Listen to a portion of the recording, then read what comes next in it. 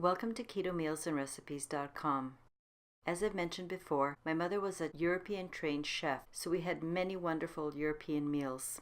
But when my mother wanted a night out, she always asked to go to a Chinese restaurant because she really loved Chinese food. And since that time, I have long enjoyed going to a Chinese restaurant for lunch or dinner.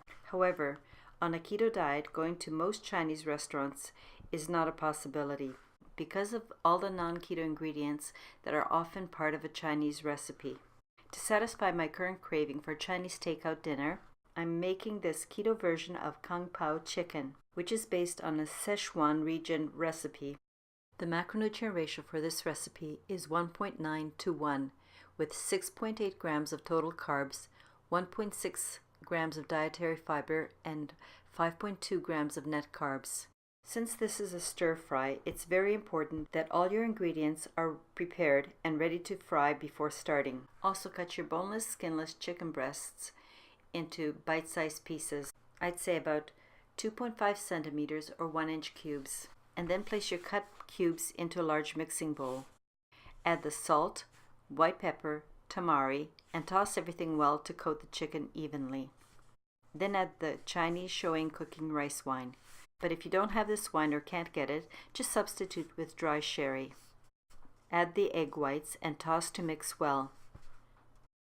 Now allow the seasoned chicken cubes to marinate for at least 30 minutes. Toss the chicken every once in a while so that the top pieces also get marinated well. While the chicken is marinating, it's time to make the sauce. In a bowl, combine the salt, Lakanto monk fruit sweetener, tamari, or if you prefer coconut aminos, apple cider vinegar, and water. Stir well and set the sauce aside. When it's time to begin the stir fry, you can use either a wok or large frying pan. Whichever you choose to use, place the dry pan or wok on high heat. When your pan has been heated thoroughly, add the oil. Swish or brush the oil so that the entire bottom and side of the pan is well coated. When you see that your oil is sizzling, add the marinated chicken cubes and all the sauce that's in the bowl. Let this fry for about a minute and then toss continuously for another minute or two. Toss and fry so the meat is about 50% done. Actual time will depend on the size of your cubes. Then, when you determine your cubes are about 50% done, scoop the cubes out of the pan and set them aside. Don't be tempted to over-fry the chicken because you think it's still raw. The chicken will be placed back and have more cooking time later. Next, add some more oil.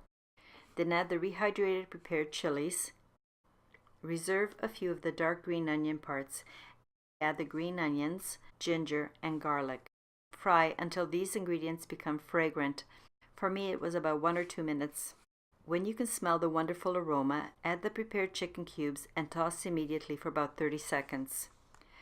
At this point, you have an option. You can choose to add raw cashews or peanuts. Stir the sauce and then pour it over the meat. Toss everything to combine well. After the sauce has coated the chicken, also add the powdered gelatin, which will be your thickener. At the very last moment, add the reserved green onion, toss once, and remove immediately. And that's all there is to making this amazing, flavorful Szechuan keto Pao Chicken. It's best to serve the chicken very hot. That doesn't mean that it's not delicious the next day as well.